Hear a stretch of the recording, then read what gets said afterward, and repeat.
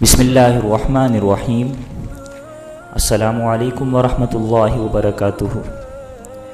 سامعین محترم، عالم اسلام کے لیے، مسلمانوں کے لیے بہت ہی عمدہ خوشخبری اور خبر ہے کہ ترکی میں جو ایک آیا صوفیہ مسجد تھی، جو ایک طویل عرصے سے جسے میوزیم کا درجہ دیا ہوا تھا، لیکن اب ترکی کی اسلام پسند گورنمنٹ اور خصوصاً صدر رجب طیب اردوان کے اسلام پسندانہ فیصلے کے مطابق اس مسجد کو اپنی پرانی مسجد والی حالت پر بحال کر دیا گیا، اور الحمدللہ وہاں آذان اور اسی طریقے سے نمازوں کے سلسلے کا بھی انشاءاللہ آغاز ہو جائے گا۔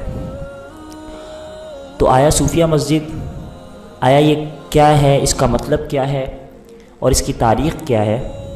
تو یاد رکھیں، آیا صوفیہ کے معنی ہیں مقدس فہم اور حکمت خداوندی۔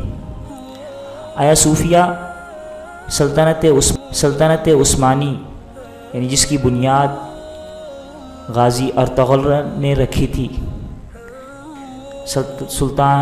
انہی ارطغرل غازی کے سلسلے میں انہی کی اولاد میں ایک بادشاہ گزرے ہیں، سلطان فاتح محمد۔ تو آیا صوفیہ سلطان فاتح محمد کے ہاتھوں عیسائیوں کی شکست تک عیسائیوں کا دوسرا بڑا مرکز تھا، اور 5ویں صدی عیسوی میں عیسائی دو بڑی سلطنتوں میں تقسیم تھے۔ مشرقی سلطنت کا پایہ تخت قسطنطنیہ یعنی استنبول تھا، اور اس میں بلقان، یونان، شام، مصر، ایشیائی کوچک اور حبشہ کے علاقے شامل تھے۔ ان کا مذہبی پیشوا بطریق کہلاتا تھا۔ مغربی سلطنت کا مرکز روم تھا، اس کے زیر نگین یورپ کا بیشتر علاقہ تھا، اور ان کا مذہبی پیشوا پوپ کہلاتا تھا۔ مشرقی سلطنت ارتھوڈوکس کلیسا اور مغربی سلطنت کیتھولک کلیسا فرقے مذہبی، سیاسی اور فرقہ وارانہ اختلافات جاری رہتے۔ آیا صوفیہ ارتھوڈوکس کا عالمی مرکز تھا، اور اس فرقے کا سربراہ اب بھی اپنے نام کے ساتھ سربراہ کلیسا قسطنطنیہ لکھتا ہے۔ آیا صوفیہ کی پختہ کلیسائی تعمیر مکمل ہونے پر جسٹیفین اول جب اس میں داخل ہوا تو اس نے کہا کہ سلیمان میں تم پر بازی لے گیا۔ یہ جملہ حضرت سلیمان علیہ السلام کے تعمیر بیت المقدس پر گستاخانہ طنز تھا۔ 1453 عیسوی میں بازنطینیوں کی سلطان فاتح محمد کے ہاتھوں شکست کے بعد عیسائیوں نے آیا صوفیہ میں اس خیال سے پناہ لی کہ یہ عمارت ان کے دشمن کے قبضے میں نہیں آ سکتی۔ انگریز مورخ کفریہ مذہب کے عبادت خانے کو ڈھانے کا حکم نہیں دیا گیا جب تک کہ اس سے کوئی اور شرپسندی نہ ہو، اور نہ ہی اسلامی سلطنت میں ان عبادت خانوں کی تعمیر جائز ہے، بلکہ جو پرانے عبادت خانے ہوتے ہیں انہیں ان کی حالت میں برقرار رکھا جاتا ہے۔ سلطان فاتح محمد نے اس جگہ کو مکمل خریدا تھا، اور خریدنے کی وجہ بھی یہی تھی کہ اگر اس آیا صوفیہ کو عیسائیوں کے ہاتھوں میں رہنے دیا جاتا تو وہ ایک مرکز تھا، اور اس مرکز سے دوبارہ وہ اپنی میٹنگز وغیرہ کر کے اس اسلامی سلطنت کے خلاف کھڑے ہو سکتے تھے۔ لہٰذا اس جگہ کو خرید کر اسے مسجد کا نام دیا گیا، اور باقاعدہ وہاں پر ایک عالی شان مسجد کی شکل اور تعمیر کر دی گئی۔